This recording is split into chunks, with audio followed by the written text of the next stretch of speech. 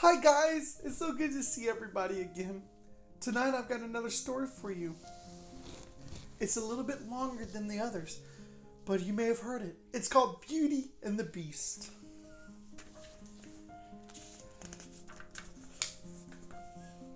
Once upon a time in a far away land, a young prince lived in a shiny castle. Although he had everything a person could want, he had no one love in his heart. One winter's night, an old woman came to the castle, begging the prince for shelter from the cold. In return for this kindness, she offered him a single perfect rose. Disgusted by her rags, the prince sneered at the rose and turned the poor woman away. "Do not be fooled by appearances," she warned him. "There is beauty to be found within all things." Then, in a flash, the woman's ugliness melted away to reveal a lovely enchantress. As punishment for his selfishness, the enchantress turned the prince into a hideous beast, the castle into a dark fortress, and the servants into household objects.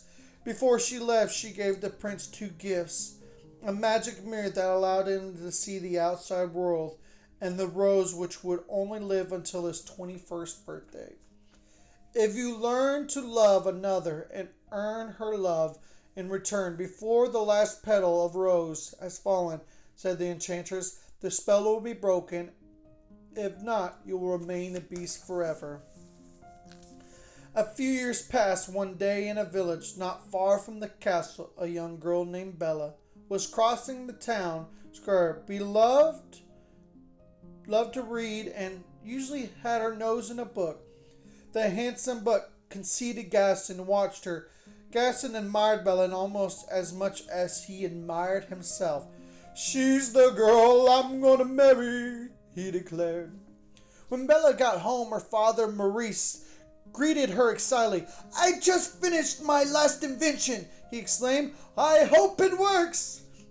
"Of course it will," Bella reassured him. "I'm sure it will win first prize at the fair." That afternoon, Maurice hitched his invention to the horse Philip and set off for the fair. But Maurice and Philip became lost as they rode through the forest. Suddenly they heard a howling of wolves. Frightened, the horse reared up in the alarm, sending poor Maurice flying through the air. Maurice got up quickly and ran down a hillside.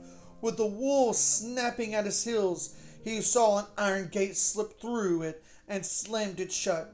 Just in time, he followed a path until it came to a dark, forbidden castle. When no one answered his knock, Maurice opened the creaking door and let himself in. No sooner was he inside, the stranger thing happened. A candlestick bowed and started talking to him. "Welcome, my good man," said the candlestick. The clock stepped out of the shadows and suddenly scolded the candlestick. "Lemur, you know our master said not let anyone in." "Oh, but now that he's here," Cogsworth said, "Mrs. Potts, a talking teapot. We must be kind to her, old gentleman." Her teacup son Chip agreed, so they gave Maurice some tea and a bit to eat, and the chair to rest his feet. Suddenly, a dreadful beast burst into the room. "A stranger," he roared, "what are you doing here?" I just need a place to stay," Maurice trimly said. "I'll give you a place to stay," shouted the beast. He scooped up Maurice in his hairy paws and carried him off to the dungeon. Back at the village, Bella was waiting for her father to return when Gaston came asking for her hand in marriage. Bella tried to say no politely. "I really don't deserve you," she started to say, but Gaston would not listen. He had backed her up against the door when Bella reached for the doorknob. She opened the door and sent him sprawling down the steps into a giant puddle. Later, Bella heard Philip whining outside her window. "Where is father?" she said to the horse. "Did something happen to him?" Bella threw a cloak on and leaped onto Philip's back. "Take me to Papa," she commanded. Philip sped through the forest until he came to the dark, uninviting castle. Bella saw her father's hat laying just inside the gate. She tied Philip to the post and followed the path up to the castle. "Papa, are you here?" cried Bella. She slowly pushed open the door of the castle and stepped in.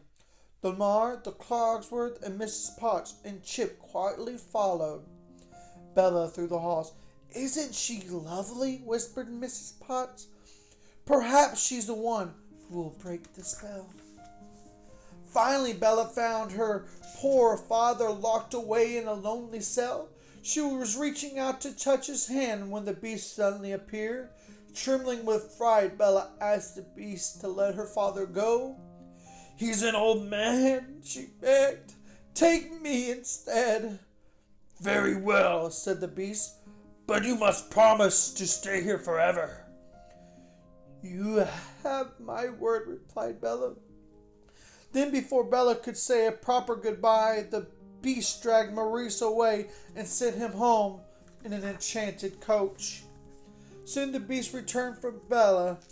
"You may go anywhere you like," he said, as showed her to the room, "but you must never go near the west wing."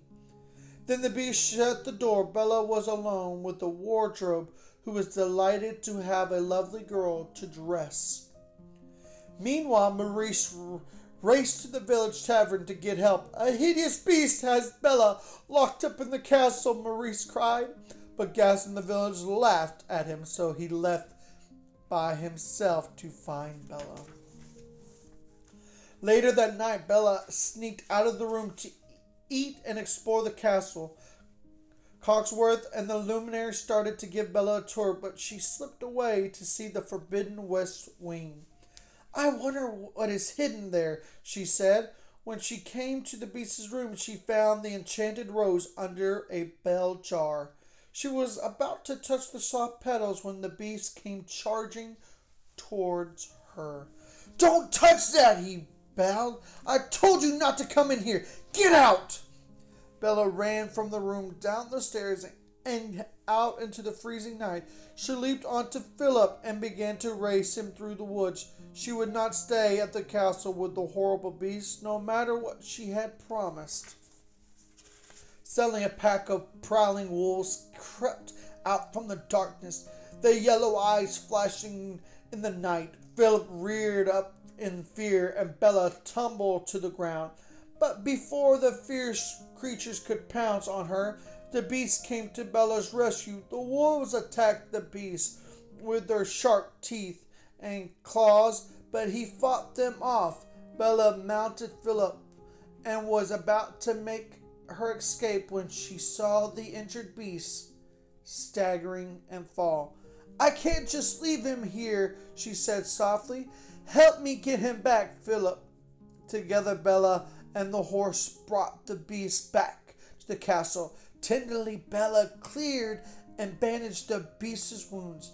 "By the way," she said, "thank you for saving my life." Bella smiled at the beast for the first time, and shyly he smiled back. In the days to follow, the beast took Bella for walks in the garden and showed her his library in return. Bella began to teach him how to behave like a gentleman. Slowly, Bella and the beast were becoming best friends. One night after dinner, the beast bashfully led Bella to the ballroom. It wasn't long before they were waltzing gracefully across the dance floor. "Are you happy here?" the beast asked. "Yes," said Bella. "If only I could see Papa." "There is a way," said the beast, handed her the magic mirror. Bella gasped at her father, sick and lost in the forest. "You must go to him," said the beast sadly. "Take the mirror with you." Bella found her father, and with the help of Philip, she got him home to the bed. Soon Maurice was well again. Not long after the strange man came to the door, Gaston and the villagers were with him. Gaston tells me that Maurice has been raving about the beast. The man told Bella, I have come to take your father away to the asylum. Never, replied Bella. I will prove you that my father is not crazy. She held up the magic mirror so everyone could see the beast. The villagers cried out in fright when they saw the beast in the mirror. The beast is dangerous, Gaston shouted. I said we go to the castle and get rid of him before he harms anyone. Bella tried to stop them, but it was no use. Soon the angry crowd was storming the beast's castle.